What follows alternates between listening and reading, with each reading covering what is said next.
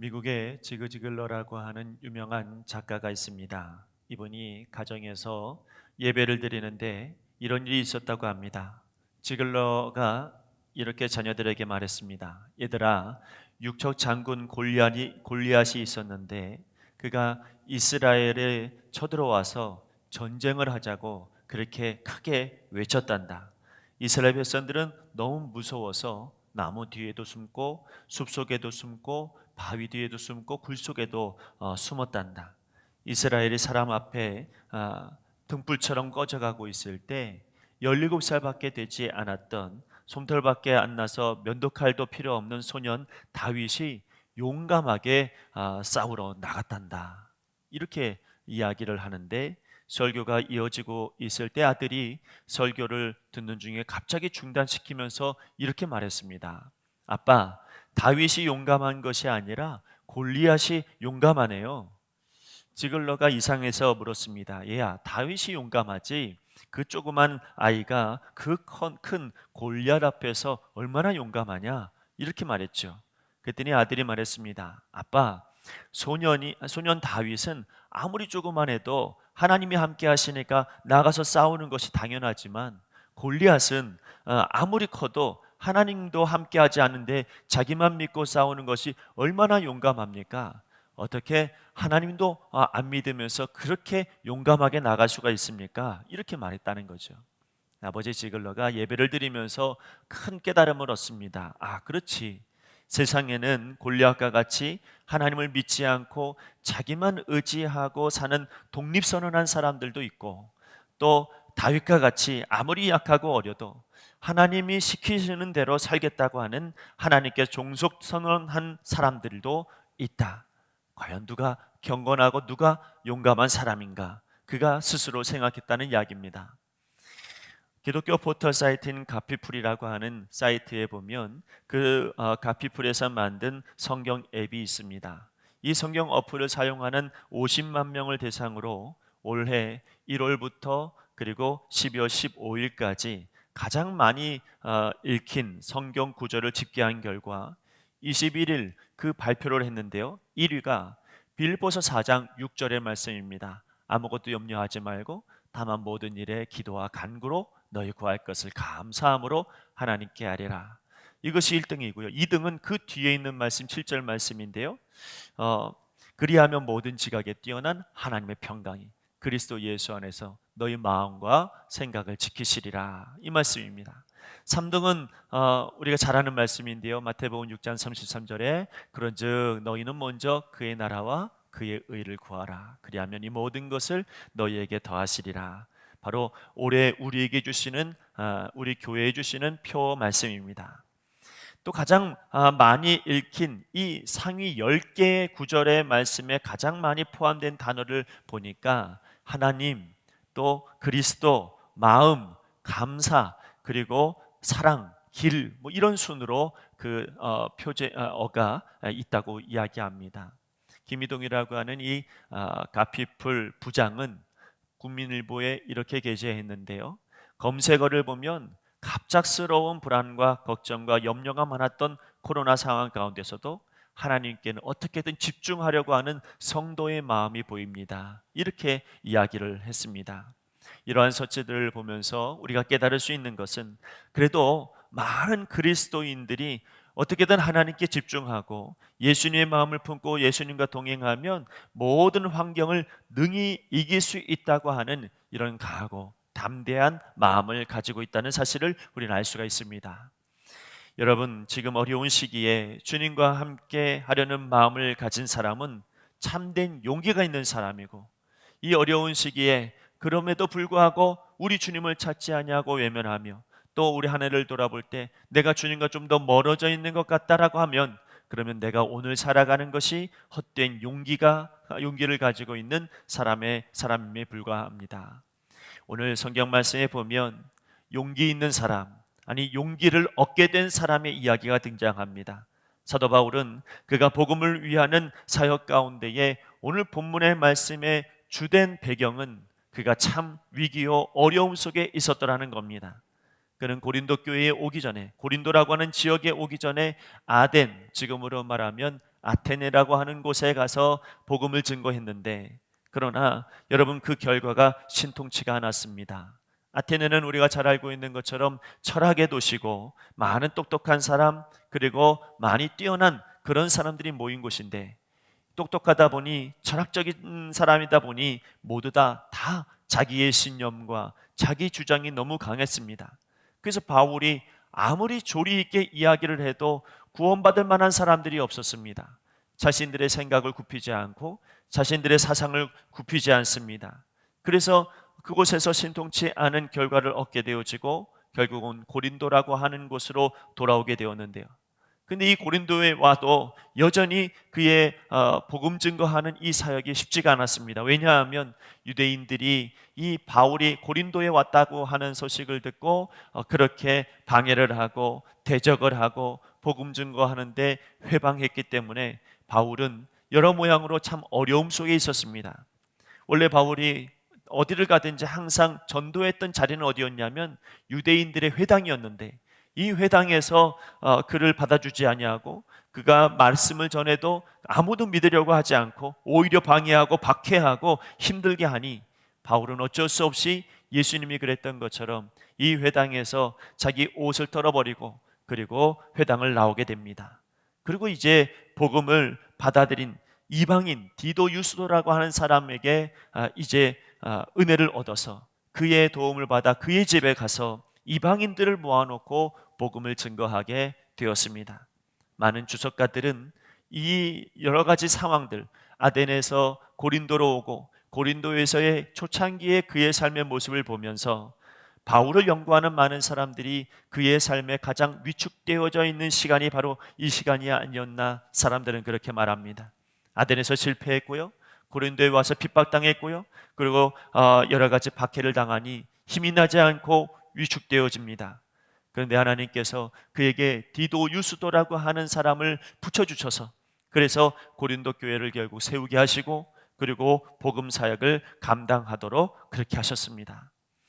여러분, 거기에 주님께서는 그에게 환상 중에 오셔서 오늘의 말씀을 더하십니다. 두려워하지 말며 침묵하지 말고 말하라. 내가 너와 함께 있음에 어떤 사람도 너를 대적하여 해롭게 할 자가 없을 것이니 이는 이 성 중에 내 백성이 많음이라. 주님께서 바울에게 말씀하신 이 메시지의 요약이 무엇이냐면, 먼저는 위축되지 말고 열심히 복음을 증거하라는 말씀입니다. 또 하나, 누가 뭐라고 그래도 내가 너와 함께 할 것이다 라고 하는 메시지입니다. 위축되었던 사도 바울에게 또 하나, 아무도 너를 해할 자가 없을 것이다 라고 말씀하십니다. 그리고 마지막에 여기 나의 백성이 많다라고 하는 이 하나님의 말씀이 그에게 들려왔습니다. 여러분, 이 말씀이 오늘 이 가정에서 예배를 드리고 또 성전에 나오지 못하는 우리 모두에게 하나님께서 주시는 귀한 메시지요 말씀인 줄로 믿습니다. 위축될 필요가 없으며 넘어질 필요가 없으며 우리가 어떤 순간에도 주님만 의지하고 용기를 가지고 나아가야 될 줄로 믿습니다.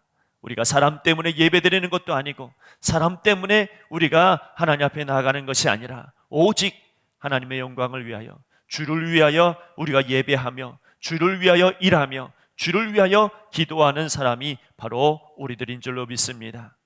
주님께서 또한 여기 말씀하십니다. 함께 하시겠다고 약속하십니다. 그러므로 여러분, 저와 여러분이 어디에 있든지 우리 주님께서 함께 하시기에 두려워하지 아니하고 위축되지 말고 오직 복음의 삶을 살아가는 우리 모두가 되기를 간절히 바랍니다. 주님께서는 바울에게도 약속하셨듯이 바로 주의 백성인 저와 우리 모두에게 주시는 하나님의 약속의 말씀입니다. 여러분, 사도 바울에게 이 성 중에 내 백성이 많음이라라고 하는 메시지가 얼마나 그에게 힘이 되었을까요? 하나님의 일을 할 때에 아무런 것도 없고 아무도 도와주는 사람이 없는 것 같고 아무런 열매도 없는 것처럼 느껴지는 그 순간에 하나님께서 여기 내 백성이 많다라고 하시는 이 말씀이 그에게는 놀라운 축복이요 놀라운 힘이 되어질 줄로 믿습니다. 여러분, 하나님께서 하나님이 택하신 백성들을 위해서 이렇게 말씀 주시고요, 그리고 필요한 하나님의 사람들을 옆에 꼭 붙여 놓으십니다. 그래서 우리에게 위축되지 말라고, 우리에게 늘 힘을 얻고 나아가라고 우리 하나님께서 말씀하시는 줄 믿습니다. 자, 예수님께서 위축되고 어렵고 힘든 모든 사람들에게 이 땅에 주님께서 오셨습니다. 주님께서 오셔서 제일 먼저 하신 것은 말씀을 주신 겁니다. 회개하라, 천국이 가까이 왔느니라. 회개하게 하셨고요, 말씀을 주셨고요, 능력을 주셨고 함께 하신다고 약속하십니다. 그것뿐만이 아니라 이제는 말씀뿐만이 아니라 그분께서 하신 일은 그분과 동행하는, 동역하는 하나님의 사람들을 세우는 일이었습니다. 제자를 세우는 일이었습니다. 예수님에게는 12명의 제자가 있었습니다. 예수님의 사역하는데 제자도 여러분 얼마나 많은 도움을 얻고 얼마나 많은 힘을 얻었겠어요. 그러나 그 제자가 있는 것만으로도 또한 예수님도 힘을 얻고 또 함께 하신 줄로 믿습니다. 그들은 다 각자 자기 일들을 했던 사람들이고 어울리지도 않을 것 같은 12명이 예수님 앞에 모였습니다. 예수님께서 내가 너희와 함께 하겠노라고 수시로 이야기하고 그들이 불안하고 염려하고 있을 때 언제든지 든든하게 그의 뒤에서 여전히 함께 하시면서 그와 함께 하시고 동행하시며, 예수님께서 그들에게 부활 승천하신 이후에 마지막에 하시는 말씀도 볼지어다 내가 너와 항상 함께 하리로다 말씀하시고 계십니다. 여러분, 그 말씀뿐만 아니라 여러분 예수님께서 언제나 동역하시고 동행하시는 이 은혜가 오늘 우리에게도 있는 줄을 믿습니다. 주대교회 여러분, 처음에 가룟 유다가 자살을 하고 그리고 12명에서 빠졌을 때 그들은 제일 먼저 했던 일이 뭐냐면 12명을 채워놓는 일이었습니다. 왜냐하면 그 12명이 초대교회에 가장 중요한 역할을 했던 그런 귀중한 인물이었고 주님께서 세우신 귀한 동역자들이었기 때문에 그렇습니다. 여러분, 예수님에게는 그 동역자 12명이 있었다는 것, 이것이 그의 이 땅의 삶 가운데서 너무나도 큰 일이요, 그리고 그 12명이 장차 하나님의 역사를 이루는 귀한 일꾼들이 되어집니다. 구약으로 넘어가서 사사시대에 하나님께서는 적들 몰래 밀을 타작하고 있었던 기드온 이 한 사람을 선택합니다. 그는 매우 약한 사람이었습니다. 의심도 많았고요, 그의 아버지는 우상을 섬기는 사람이었습니다. 그리고 기드온은 하나님께로부터 큰 용사라는 음성을 들었을 때 자기 집안은 므낫세 중에서도 극히 작다고 약하다고 말했고 본인은 그 중에서도 더 작은 가장 작은 자라고 고백합니다. 그럼에도 불구하고 하나님께서는 그를 선택하셨고요, 함께 하시겠다라고 하는 말씀을 그에게 주셨습니다. 뿐만 아니라 기드온에게 필요한 사람도 붙여주셨는데 여러 조건들을 통하여서 300명이나 되는 사람을 기드온에게 붙여주셨습니다. 기드온은 작은 자였으나 그러나 하나님이 함께 하셨고요, 말씀을 주셨고요, 그리고 300명이나 되는 동역자를 붙여주신 겁니다. 시대를 좀 더 넘어서 엘리야를 생각해 봅니다. 그는 갈멜산에서 홀로 바알 선자 450명과 아세라 선자 400명과 다시 하면 도합 850명과 그는 홀로 싸웠습니다. 보란듯이 하나님께서 엘리야에게 능력 주시고 힘을 주셔서 이 850명 앞에서 하나님의 역사를 보여주셨고 그리고 그 850명을 모두 다 죽이고 승리했습니다. 그런데 그렇게 엄청난 하나님의 역사를 이룬 후에 바로 그에게는 심령의 위축됨이 생겨났습니다. 그런 다음 날 아합의 아내인 이세벨이 이 소식을 듣고 이렇게 말합니다. 내일 이맘때에는 반드시 내 생명을 저 사람들 중에 한 사람의 생명과 같게 하리라. 그렇게 하지 아니하면 신들이 내게 벌 위에 벌을 내림이 마땅하니라. 내일 죽이겠다는 얘기입니다. 내일 내가 당장 이 엘리야를 반드시 처단하겠다. 그렇게 호언장담을 하고 엄청난 위협을 줍니다. 그 엄청난 승리를 맛본 엘리야가 하루아침에 마음이 위축됩니다. 죽을까 봐 두렵습니다. 그래서 그는 멀리 광야로 도망을 치고 그리고 초라한 로덴나무 아래에서 거기서 간신히 쉼을 얻게 됩니다. 그때 하나님께서 그에게 나타나셨죠. 그에게 말씀하시기를 뭐라고 하시냐면 엘리야야, 네가 어찌 여기 있느냐 이렇게 말씀하십니다. 그때 여러분 그가 한탄하면서 하는 소리가 이스라엘 자손이 주의 언약을 버리고 주의 제단을 헐며 칼로 주의 선자들을 죽였으며오며 오직 나만 남았거늘 그들이 내 생명을 찾아 빼앗으려고 하나이다. 엘리야의 마음은 위축됐습니다. 오직 나만 남았습니다. 아무도 날 도와줄 자가 없습니다. 아무도 내 주변에는 하나님의 백성이 없습니다. 여러분, 그렇게 그가 마음이 위축되고 어렵고 힘들고 있는 그 순간에 여러분, 하나님께서 그와 함께 하시고 그를 홀로 두지 아니하시겠다라고 하는 말씀을 주시고 그에게 바알에게 무릎을 꿇지 않은 7,000명이라고 되어지는 하나님의 사람을 붙여주시고 인도해 주신 것을 보게 됩니다.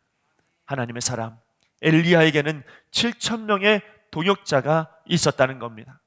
예수님에게는 12명이 있었고, 그리고 여러분 기드온에게는 300명의 용사가 있었고, 엘리야에게는 바알에게 무릎을 꿇지 않은 7,000명이 있었습니다. 교회는 이렇게 12명, 300명, 7,000명이나 되는 하나님 앞에 믿음으로 서 있는 하나님의 사람들이 모인 곳이 바로 교회입니다.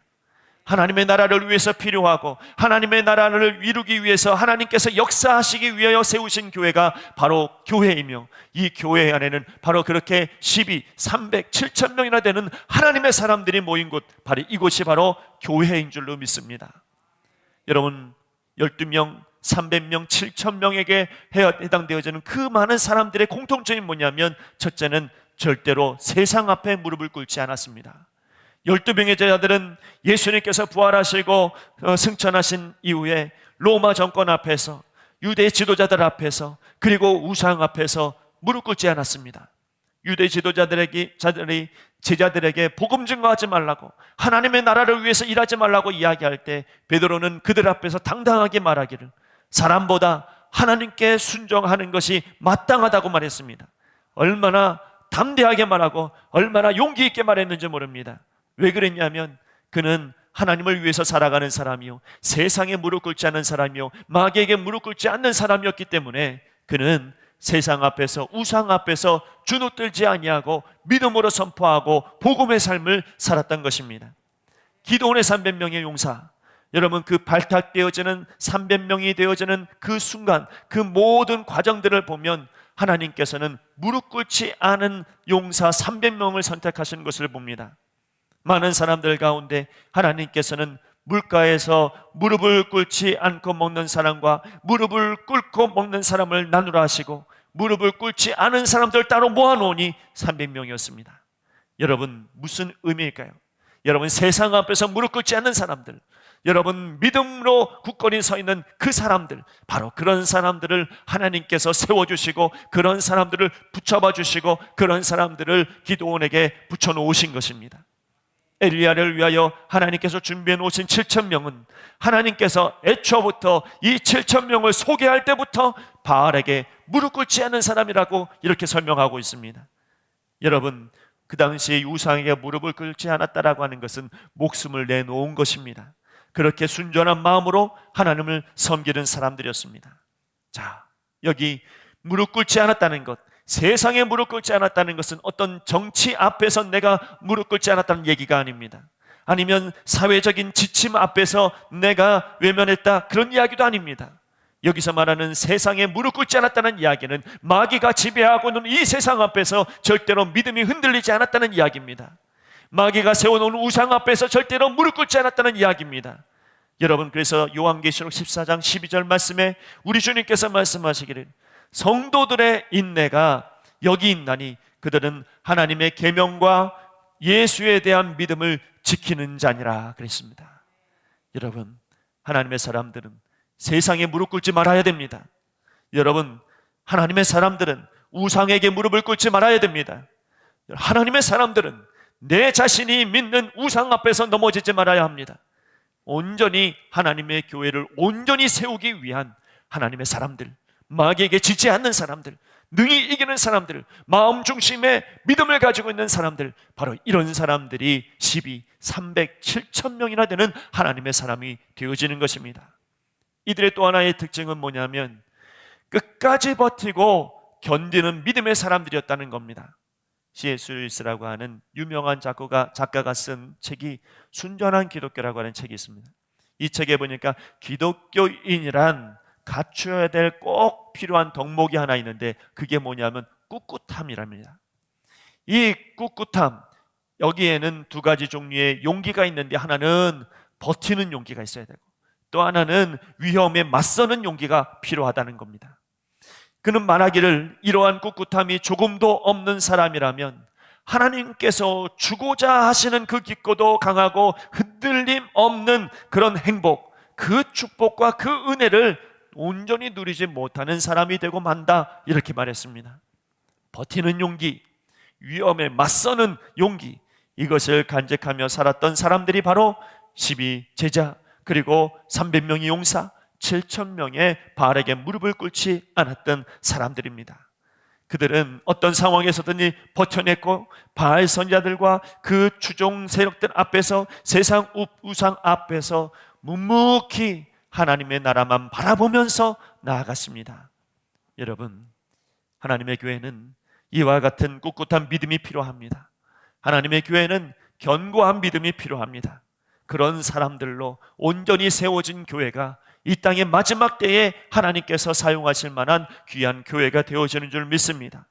조금만 상황이 달라져도 믿음이 변화되어지고, 조금만 상황이 바뀌어도 마음이 돌아서 버리는 사람은 천국을 소유할 수가 없습니다.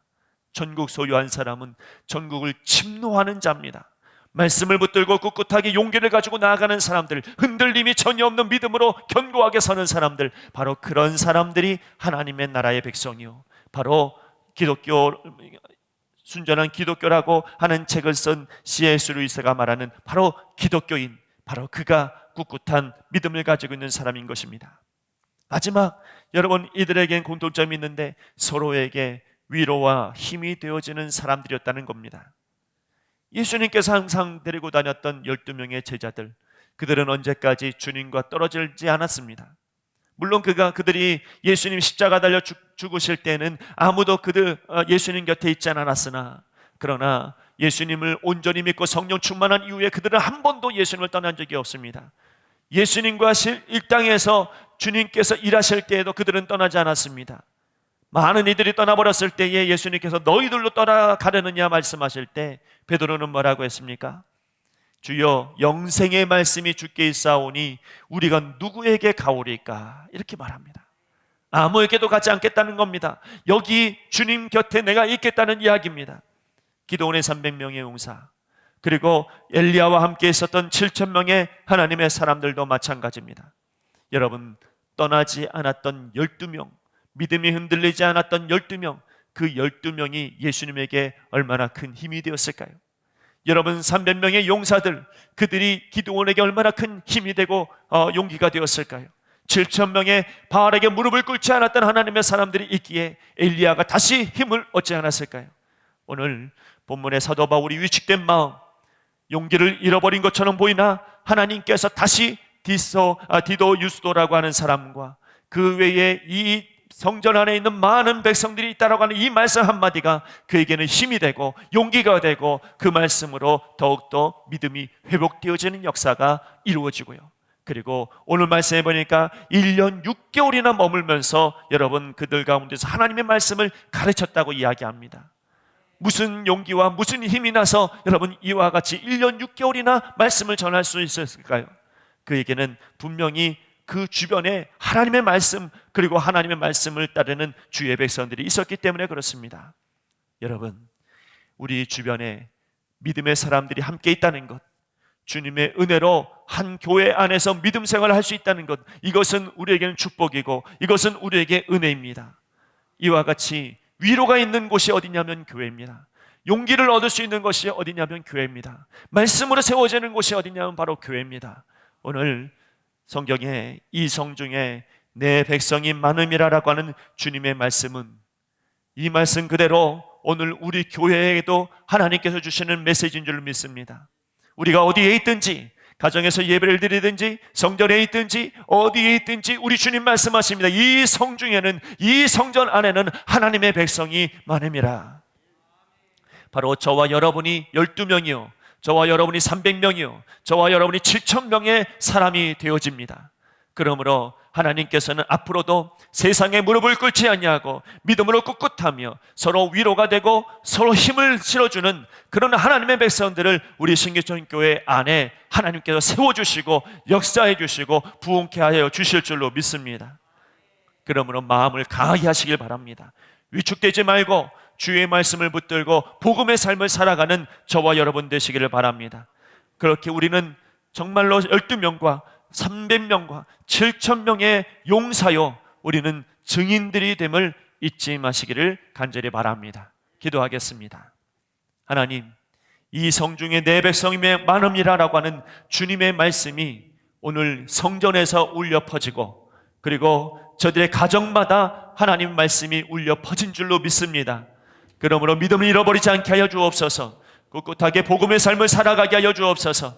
오직 하나님의 영광을 위하여 믿음으로 나아가며 우상에게 절하지 아니하고 세상에게 지지 아니하고 이제 복음의 삶을 살아감으로 사랑과 또 소망을 나누어 주게 하여 주시고 서로에게 위로가 될 수 있는 우리 신교총회 모든 성도들이 되게 하여 주시옵소서. 감사하며 예수님의 이름으로 기도하옵나이다. 아멘.